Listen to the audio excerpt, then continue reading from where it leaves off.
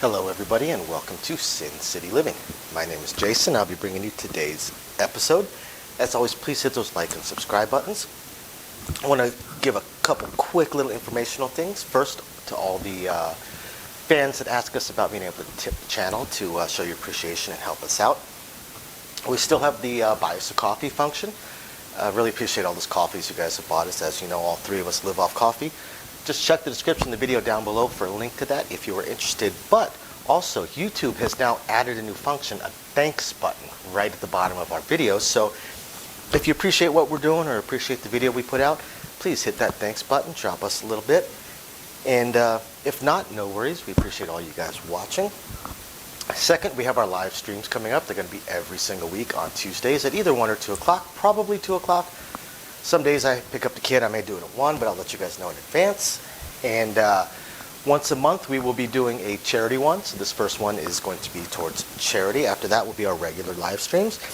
If they go well, we'll continue to keep them on YouTube. If not, we'll shift them over to our patrons.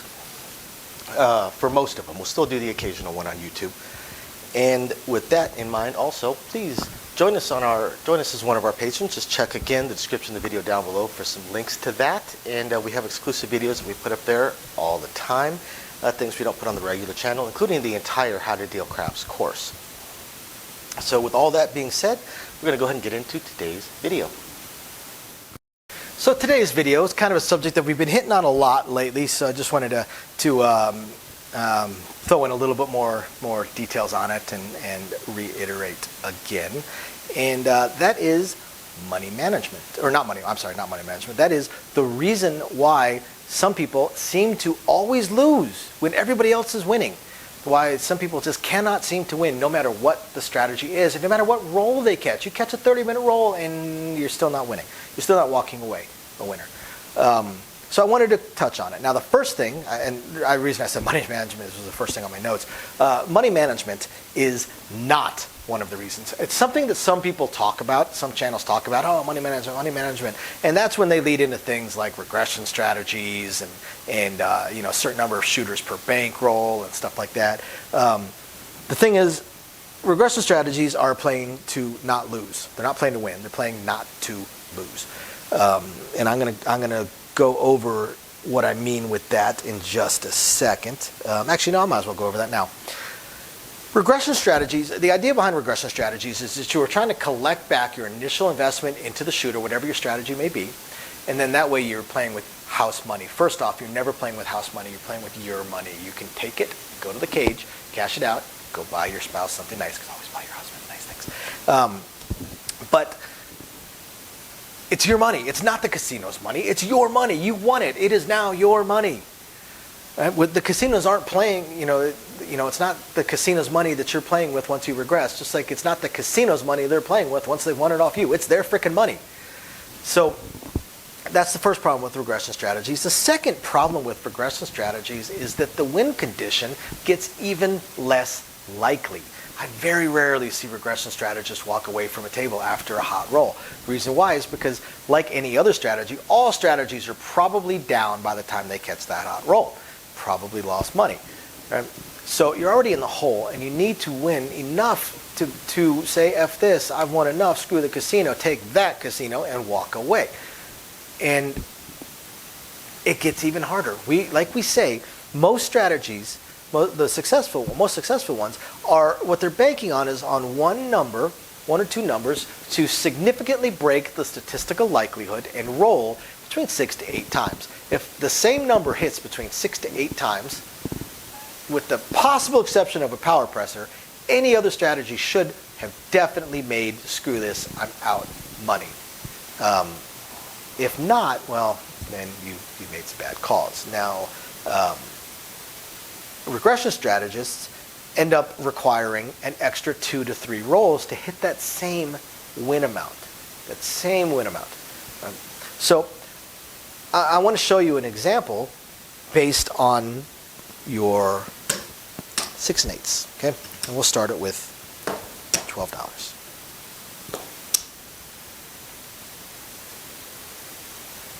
And we're actually going to do it twice each. So I'm going to do 8 hits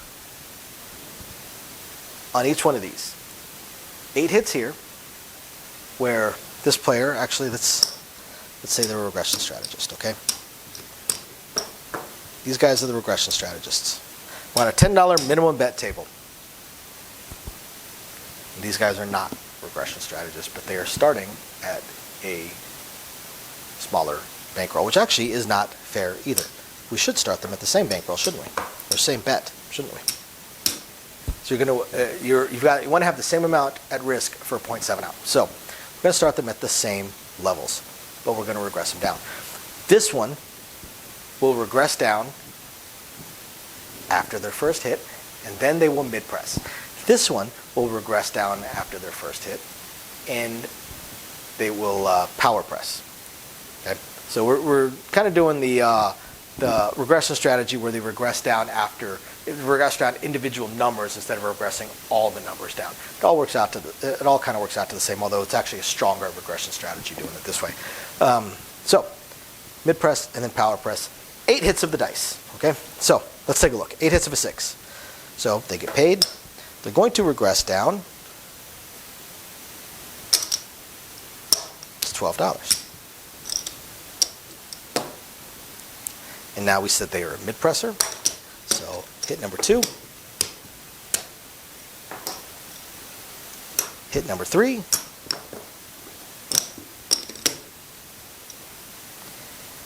Hit number 4. Hit number 5.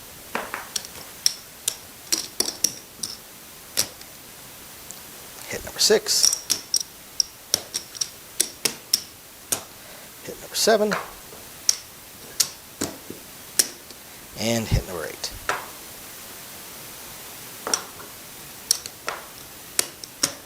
Okay, that's 8 hits for regress and then mid press. So now let's take a look at regress and then power press. Okay, so regress down to 12. And now we're going to power press it. So we'd want to throw $4 in, so they'll get $21 back. So this would be hit number 2. They go to 30. Hit number 3, they throw $1 in, they go to 66. Okay. Hit number 4, they throw $7 in, they go to 150. Hit number 5, they go to 300. Hit number 6, they collect 50, 600. Hit number 7, they collect 100, they go to 1200. And hit number 8, they collect 200, and they go to 2400. Now, let's take a look at not regressing mid-press. So this player is just mid-pressing, so they collect $23. They go up to 42. Then they go up to 60. Hit number 2. Okay, hit number 3. Up to 90. Oops. Hit number 4. 120. Back this up a little bit. Hit number 5. 50. Hit number 6.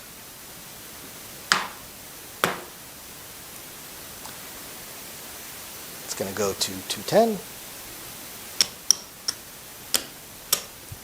Hit number 7. Go to 300. And hit number 8, likely going to go to 450.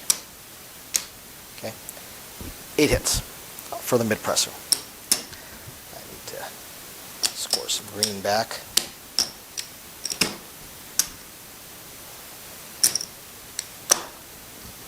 So do all of this while I'm at it.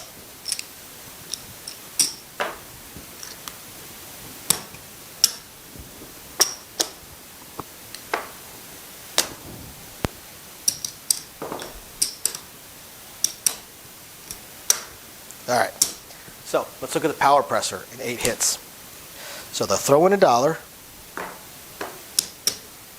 Hit number 1.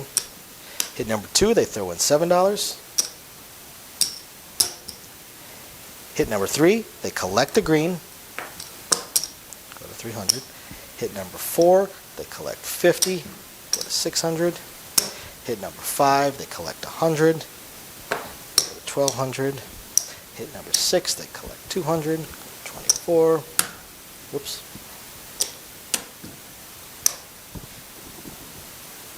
Hit number 7, they collect $2,800, so they throw 2, that. And hit number 8, they collect $2,800. So, 8 hits of the number, which we agree is difficult to hit, but that's kind of the whole point behind why we're playing craps. So 8 hits of a number. And the regress and mid-press player has $349.